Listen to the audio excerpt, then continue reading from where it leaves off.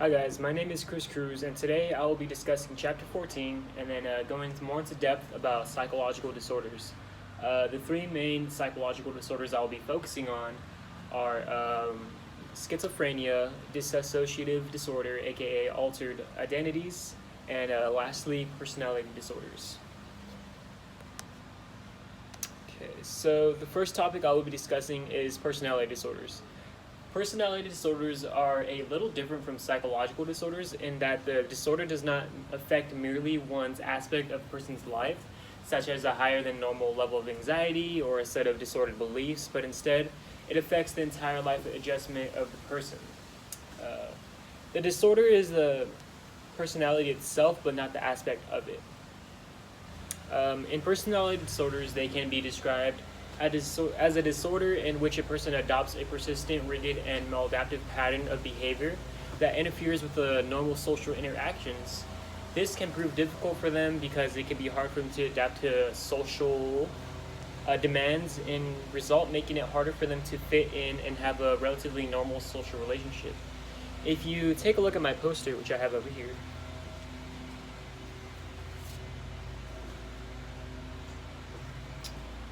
I have labeled in categories Cluster A, Cluster B, and Cluster C. In Cluster A, a person is usually odd or has erratic thinking and behavior. So this is Cluster A. You can see. In Cluster B, it's characterized by the person being very dramatic, emotional, and has erratic thinking and behavior. Lastly, in Cluster C, the person is predominantly anxious and fearful of thinking and behavior. If you take a look closely, you can see that they both have antisocial personality disorder, and the borderline personality disorder fall into Cluster B. So there is my poster. Sorry, I should probably back up a little bit.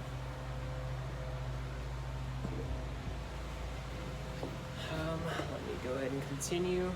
In anti-personality disorder, the person uses other people without worrying about their rights or feelings and often behaves in an impulsive or reckless manner, without regard of consequences of the behavior. People with ASPD are literally against society. The antisocial person may habitually break the law. One sec. Disobey rules, tell lies, and use other people without worrying about their rights and feelings. This person with ASPD may be irritable or aggressive. These individuals may not keep promises or other obligations that are consistently irresponsible, and this disorder is mostly common in men. Okay. So lastly, there's borderline personality disorder. A person with this can have a maladaptive personality pattern in which the person is moody, unstable, lacks a clear sense of identity, and often clings to others with a pattern of self-destructiveness, chronic loneliness, and disruptive anger in close relationships. People with borderline personality disorder, or BLPD, have relationships that with other people that are intense and relatively unstable.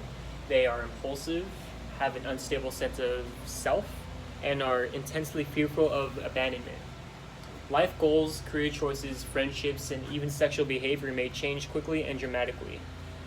In contrast, antisocial personality disorder, or personality disorder, and it is actually more common in women. Sorry, I kind of worded that wrong.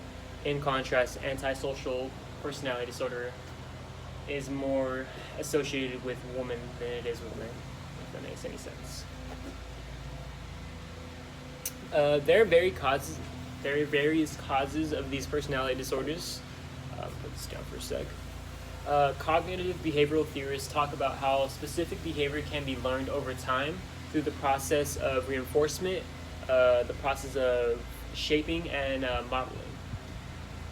There is evidence of genetic factors in personality disorders. Close biological relatives of I kind of butchered that, I'm sorry. Close biological relatives of people with disorders such as antisocial, schizotypical, and borderline are more likely to have these disorders more than those who are not related.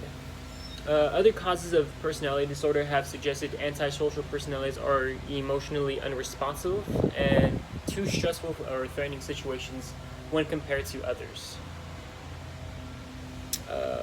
Another reason could be disturbances in the family's relationships and communications have been linked to a personality disorder, in particular to antisocial personality. Childhood abuse, neglect, over strict parenting, overprotective parenting, and parental rejection have all been put into this category. The second topic I will be discussing is schizophrenia, which has to deal with thoughts, feelings, and behavior that seems to take place in people with this disorder because the term literally means to split mind. It has often been confused with dissociative identity disorder, which has at one time been called split personality. The literal term of schizophrenia is severe disorder in which the person suffers from thinking bizarre behavior, hallucinations, and the inability to distinguish between fantasy and reality. Nowadays, schizophrenia is described as a long-lasting psychotic disorder, and it can include different kinds of symptoms. Disorders in thinking are a common symptom called delusions. Delusions are not always classified in all people that have schizophrenia, but they are one of the main ones and are related to this disorder. Delusions are false beliefs held by a person who refuses to accept the evidence of their falseness. Another symptom can be hallucinations. Hallucinations are false sensory perceptions, such as hearing voices that don't really exist. They hear voices or see things or people that are not really there. Hearing voices Hearing voices is actually more common and one of the key symptoms to making a diagnosis of schizophrenia. Emotional disturbances are also a key feature of schizophrenia. Another symptom of schiz is flat affect. It's a condition in which the person shows little or no emotion. Emotions can also be excessive and or inappropriate. A person might laugh when it would be inappropriate to cry to show for sorrow, which would be kind of weird, right? The person's behavior may also become disorganized and extremely odd. The person may not respond to the outside world, either doesn't move at all, maintaining often odd-looking postures. For hours on end and moves about wildly in great agitation.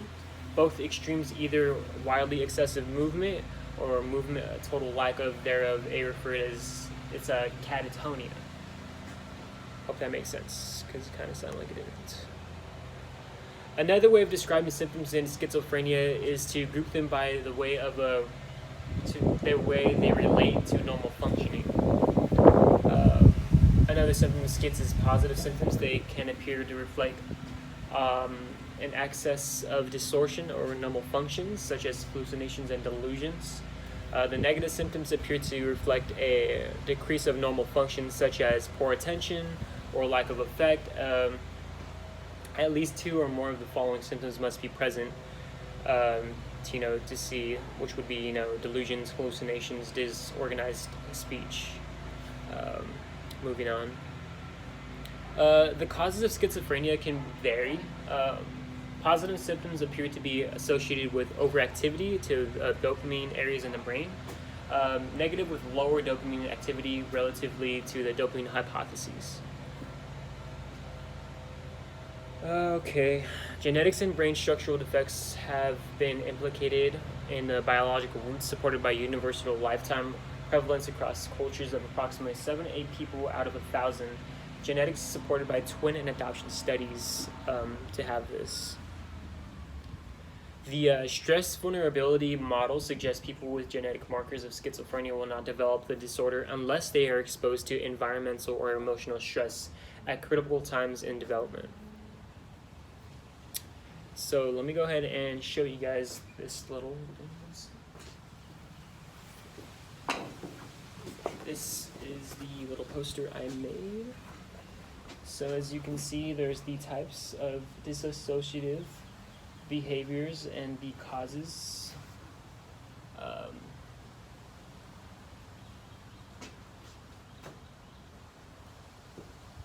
This is the wrong poster.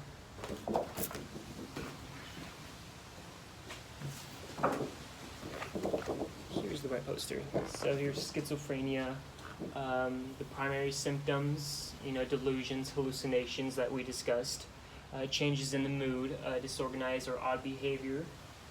Hope you can see that. It's a little bit small. And here are the symptoms, or causes, should I say. And yeah. And moving on. Lastly, the last topic I will be discussing will be dissociative disorders, or altered identities. So in text, dissociative disorders is when there is a break in conscious awareness, memory, the sense of identity, or some combination. Dissociative disorders involve a break of dissociation in consciousness, memory, or a person's sense of identity. This split is easier to understand when thinking about how people sometimes drive somewhere and then they wonder how they got there. They don't remember the trip at all. This split into conscious attention is very similar to what happens in dissociative disorders. The difference in that, in these disorders, the dissociation is much more pronounced and involuntary. One of the disorders associated with this disorder is dissociative amnesia. In this case, the individual cannot remember personal information, such as one's own name of specific personnel, events, and kinds of information. Okay,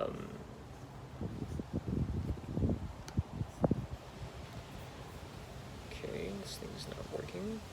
Contained by an episodic long-term memory. But perhaps the most controversial dissociative disorder is dissociative identity disorder, formerly known as multiple personality disorder. In this disorder, a person seems to have experienced at least two or more distinct personalities existing in one's body. There may be a core personality who usually knows nothing about the other personalities, and one of those who experiences blackouts or losses of memory and time. Fugues are common with dissociative identity disorder. Cannot say that for the life of me. With the core personality experiencing unsettling moments of awakening.